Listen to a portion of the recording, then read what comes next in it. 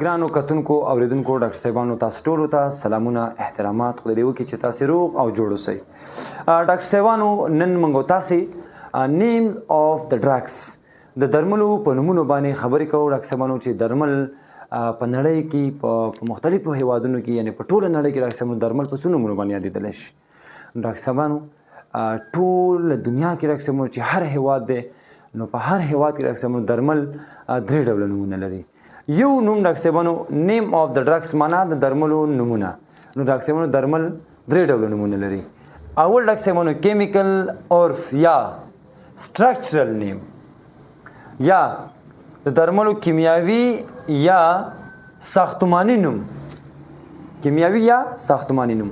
نو ډاکټر صاحبانو د درملو کیمیاوي یا ساختماني نوم وروسته موږ دوا ډاکټر صاحب مثال کې راغستې ده. د درملو کیمیاوي یا ساختماني نوم ډاکټر صاحبانو د درملو هغه نوم دی چې د درملو کیمیاوي جوړښت سټرکچر موږ ته مطالعه کوي. د دوا د کیمیاوي جوړښت موږ ته مطالعه کوي. دا راښیي موږ ته. مثلا یوه دوا ده موږ پکې وایو چې په دې کې ډاکټر صاحبانو د میتایل ګروپ څومره دی، د ایتایل پکې کوم ځای کې دی، د دې ایتایل ګروپ رابطه په کوم ځای کې ده، کاربوکسیل ګروپ پکې څومره دی، نایټروجن پکې څومره دی، اکسیجن پکې څومره دی، دا ډاکټر صاحبانو کاربون پکې څومره دی. موږ ډاکټر صاحبانو د سټرکچر د جوړښت یې راښایي چې فرض کړه دا دوا جوړه ده د اسپرین د فرض کړه اسپرین جوړه ده د څه شي نه جوړه ده او کوم شی په کوم ځای کې رابطه لري داسې کیمیاوي جوړښت مطالعه کوي. نو ډاکټر صاحبانو کیمیکل یا سټرکچرل نیم کیمیاوي یا جوړښتیز نوم د دوا هغه نوم دی چې دا ډاکټر صاحبانو موږ تاسو ته د دوا کیمیاوي ساختمان راښایي. ډاکټر صاحبانو کیمیاوي جوړښت یې راښایي. ډاکټر صاحبانو ځکه ورته څه وایي کیمیکل یا سټرکچرل نیم کیمیاوي نوم یا ساختماني نوم. دویم نوم ډاکټر صاحبانو ټریډیشنل نیم دی. ټریډیشنل نیم ډاکټر صاحبانو د درملو د هغه نوم څخه عبارت دی یا د درملو هغه نومونه دي چې ډاکټر صاحبانو دا د یوې کمپنۍ لخوا نه په یو درملو باندې ښودل کېږي او د کمپنۍ لخوا نه دا درملو ته دا نوم ورکول کېږي. دا ډاکټر صاحبانو WHO ورته دا نوم نه دی اخیستی. ډاکټر صاحبانو دا ورته هرې کمپنۍ چې دا دوا جوړه کړې ده هماغه کمپنۍ په دې دوا باندې خپل خوښې یو نوم پرېږدي.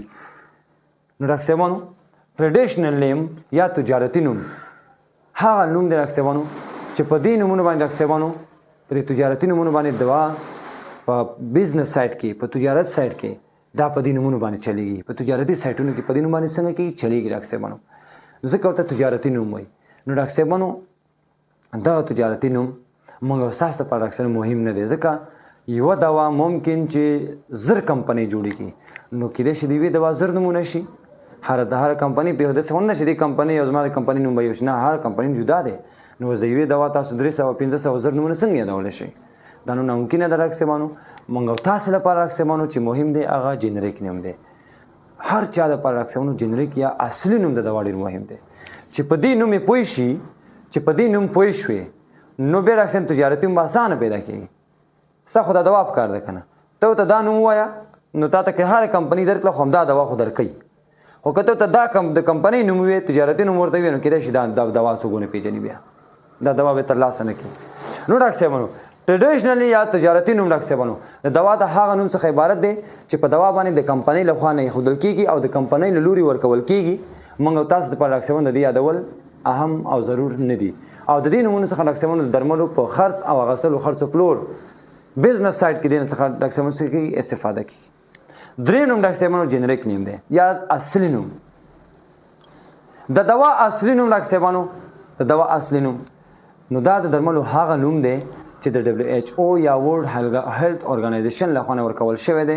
د دنیا یو رئیس جمهور او یو ملک او یو هیواد هم ډاکټر صاحبانو نشي کولی چې د درملو نوم څنګه کې بدل کړي فرق پکې راولي.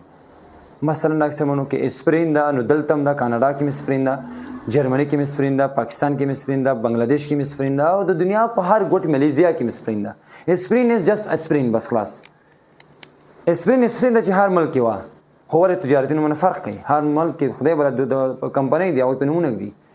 نو ډاکټر صاحبانو جنریک نیم اصلي نوم ډاکټر صاحبانو د هغه نوم دی چې د دوا چې WHO لخوا نه ورکول شوی دی او په هغې کې ډاکټر صاحب تغییر او بدلون نشي راتلی. ډاکټر صاحبانو دې ته به اصلي نوم وایي. ښه یو مثال راکړو ډاکټر صاحبانو لکه اسپرین. ډاکټر صاحبانو اوس وګورئ اسپرین د اسپرین ګولۍ دي که نه اسپرین ټابلیټ دا اسپرین ټابلیټ ډاکټر صاحبانو دا اسپرین ټابلیټ د اسپرین ګولۍ اوس دا اصلي نوم دی که نه اصلي نوم دی دا اسپرین که ته په جرمني ته لاړ شې ورته ووایه چې اسپرین نو اسپرین درکوي په بنګلادیش کې هم اسپرین درکوي ایران ته چې لاړ شي هلته هم ورته وایي اسپرین به درکړي دی اوس اصلي نوم شو خو دا اسپرین ډاکټر صاحبانو اوس د ډسپرین په نوم باندې دلته یادېږي ډسپرین خدای بلا نور نمونه مثلا دا اسپرین دی ته ډسپرین په نوم یې موږ تاسو اخلو که نه یادوي نوښانو کې وایي ډسپرین ګولۍ راته راکړه دا اوس د دې تجارتي نوم شو ډسپرین دا اوس د دې تجارتي نوم شو او ډاکټر صاحبانو د اسپرین اوس کیمیاوي نوم یې وګورئ جوړښتي نوم چې اسیټایل سلیسلیک اسید ډاکټر صاحبانو د اسپرین کیمیاوي یا جوړښتیز نوم شو ډاکټر صاحبانو نو ډاکټر صاحبانو درمل دغه 3 ډوله نومونه لري ډاکټر صاحبانو په دې کې موږ او تاسې ته ډاکټر صاحبانو چې ډېر اهم او مهم دی هغه ډاکټر صاحبانو اصلي یا جنریک نوم دی ډاکټر صاحبانو کیمیاوي نوم یې فارمسیستانو هغه خلک چې دا دواګانې جوړوي فارمسیستان یا دواسازانو لپاره ډېر مهم دی او ټریډیشنل نوم ډاکټر صاحبانو یو څو مهمه مولټي نېشنل کمپنۍ دي چې دغه کمپنۍ نومونه که چا یاد شو که نو خو دنیا د کمپنیو نه ډکه ده نو دا به ډېر ناشوني شي چې یو ډاکټر دی د یوې دوا 100-200 نومونه یاد کړي نو ډاکټر صاحبانو زموږ نن ستاسې لیکچر همدومره و باقي مو په الله سپارم خوښ خوشحاله او سوکاله ژوند ولرئ